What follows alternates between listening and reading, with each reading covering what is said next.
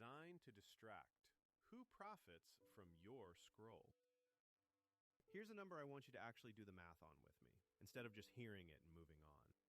Recent research puts the average person's daily screen time at somewhere close to 7 hours. Not 7 hours of work, 7 hours of looking at a screen, most of it on a phone. Now stretch that over 10 years. 7 hours a day, every day, for a decade, comes out to roughly 25,000 hours. Do you know what 25,000 hours is? It's over 1,000 full days. It's close to 3 full years of your life. Awake, continuous, uninterrupted years spent looking at a screen. Not sleeping, not resting, looking. I'm not telling you that number to make you feel bad. I'm telling you that number because I want you to ask the question underneath it, which is the actual subject of this episode. Who decided that number should be this high? Because I promise you, nobody sat down and rationally chose to give away 3 years of their conscious life to a screen. That number wasn't chosen, it was engineered. I'm Paulin Blaise Ngweth. This is Uncaptured, conversations for minds that refuse to be owned. Today, designed to distract. Who actually profits from your scroll? The mechanisms of design. Let's open the hood, because I think most people know vaguely that apps are quote-unquote addictive, but very few people have actually looked at the specific mechanisms doing the work. There are 3 I want to walk through: infinite scroll, variable notifications, and autoplay. Each one is a deliberate piece of engineering, not an accident of good design. Infinite scroll removes something your brain used to rely on constantly, a natural stopping point. Before infinite scroll existed, media had edges. A newspaper ended. A page turned and you had to decide to turn the next one. A television show ended and you had to get up and change the channel. Every one of those edges was a small decision point, a moment where your brain could ask, do I keep going? Infinite scroll deletes the edge entirely. There is no bottom of the feed. There is no natural moment where the content says, that's it, decide now. The decision to stop has to come entirely from you, with zero support from the environment. And that turns out to be a much harder thing to do than most of us realize. Variable notifications are borrowed, more or less directly, from the psychology of gambling. This is the mechanism behind slot machines, and it's called variable ratio reinforcement, a reward that arrives unpredictably, sometimes after 1 try, sometimes after 20. Unpredictable rewards are, according to a large body of behavioral research, more compelling than predictable ones. If every time you checked your phone you got exactly the same small reward, your brain would habituate and stop caring.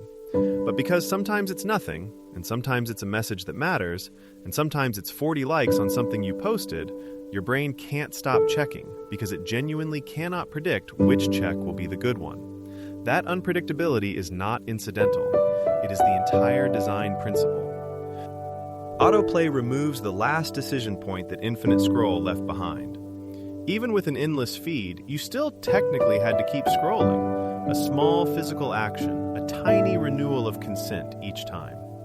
Autoplay removes even that. The next video simply starts. No decision, no renewal of consent. Just continuation. Engineered to feel like the path of least resistance, because doing nothing, literally nothing, is now the behavior that keeps you watching. Put these 3 together and you get a system with no edges, no predictable reward, and no required action to keep going. That's not a byproduct of good design. That is the entire objective of the design. Who actually profits? So here's the question I asked you to sit with earlier. Who gains from every minute inside that system? The honest answer requires understanding what these platforms are actually selling, because it's not what most people assume. You are not the customer of most attention-capturing platforms.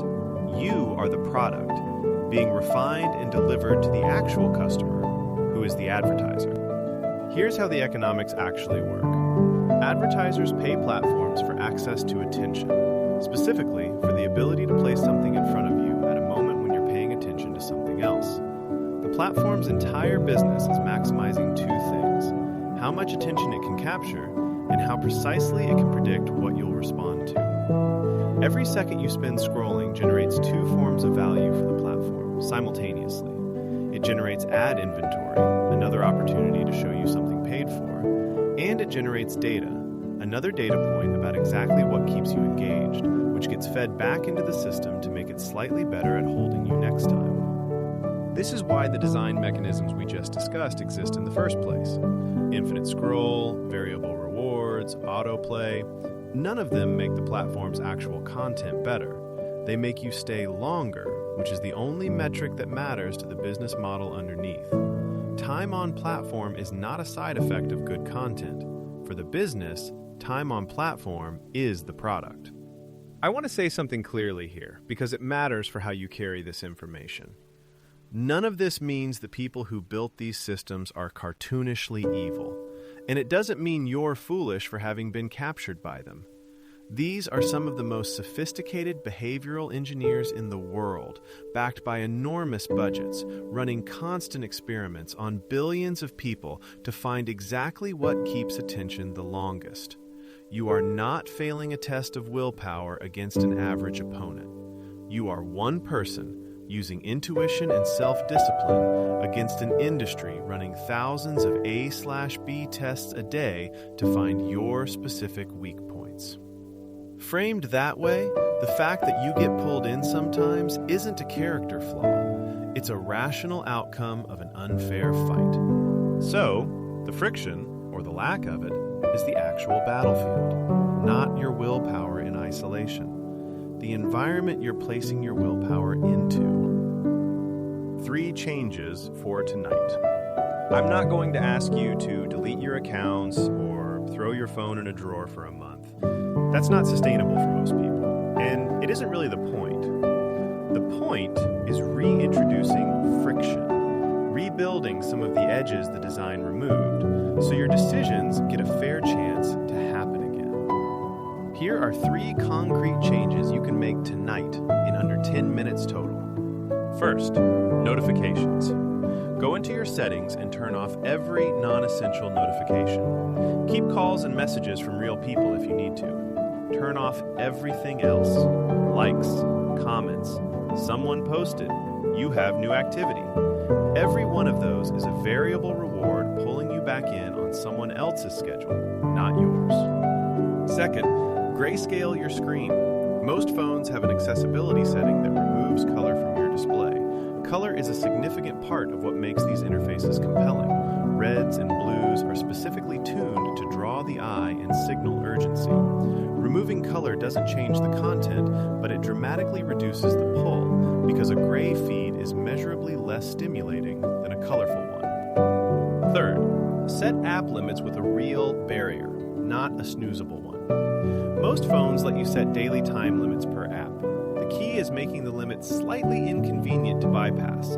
Not impossible, just inconvenient enough that skipping it requires a real, conscious decision instead of a reflexive tap. That tiny bit of friction is often the entire difference between an automatic action and a chosen one. None of these 3 changes require discipline in the moment. That's exactly the point. You're not trying to out-willpower a system built by professionals. You're changing the environment once, tonight, so your future self doesn't have to fight that battle every single time. 2 questions before you go. Have you ever opened an app without knowing why your hand had already done it? And which one of these 3 changes are you actually going to make tonight? Not this week, tonight. That's it for this episode of Uncaptured. This idea that the problem is design, not discipline, is the foundation of the digital rat, the body of work this whole show is built on. New episodes are coming soon. Until then, stay uncaptured.